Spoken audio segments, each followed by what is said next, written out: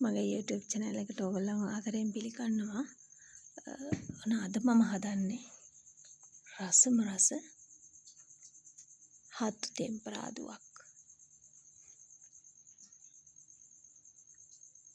මම මෙන්න මේ විදිහට හතු ටික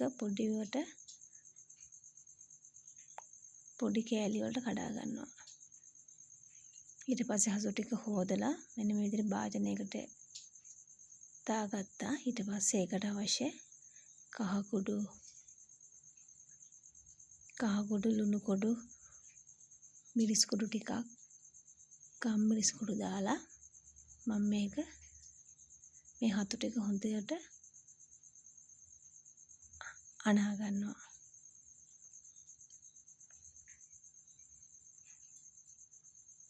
අනාගෙන එක පැත්තකින් තියලා මම දැන් හට්ටියක් ලිපේ තියලා හට්ටියට පොල් තෙල් ටිකක් එකතු කර ගන්නවා.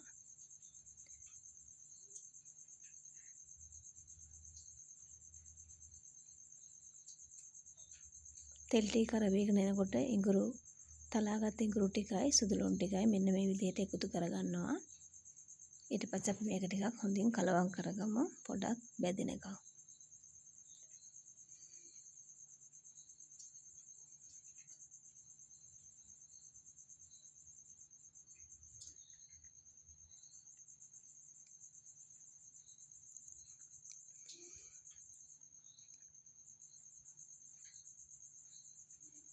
ඊට පස්සේ මම මේ එකතු කරගත්තේ උළු හාල් ටිකක්.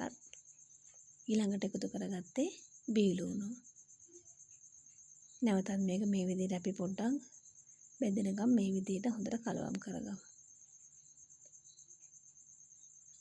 ඊට පස්සේ මම මේකට එකතු කරගන්නේ කෑලි මිරිස් ටිකක්. ඒකත් ඊට පස්සේ හැන්දෙන් මේ විදිහට හොඳට හැඳි ගාමින් කලවම් කරගමු. දැන් තියෙන්නේ අනාගත්ත හතු ටික මේ විදිහට එකතු කරගන්න.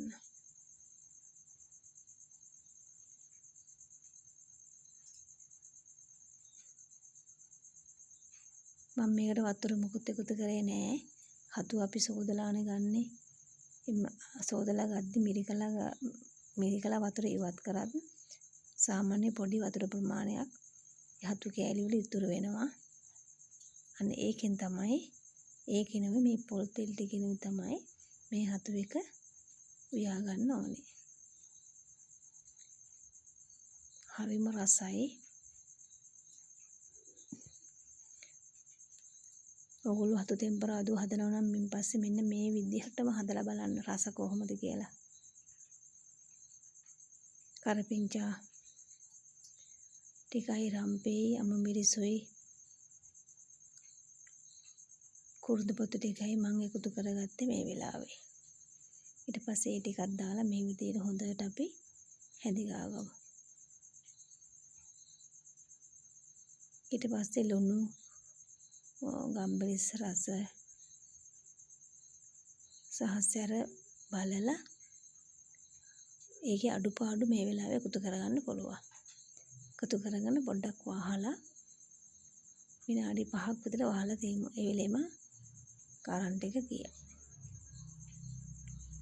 ඔන්න දැන් විනාඩි 5කට පස්සේ තමයි මේ.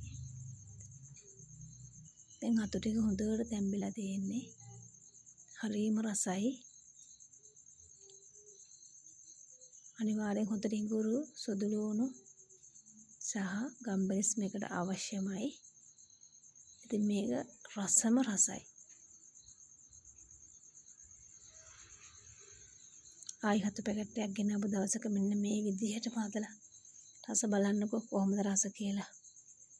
ඒ තරම රසයි.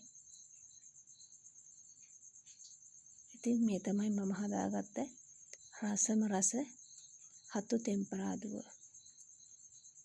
ඇත්තටම මේකත් එක්ක විතරක් මොනවත් කන්න පුළුවන්. එහෙනම් ඕගොල්ලන්ට සුබ දවසක් වේවා.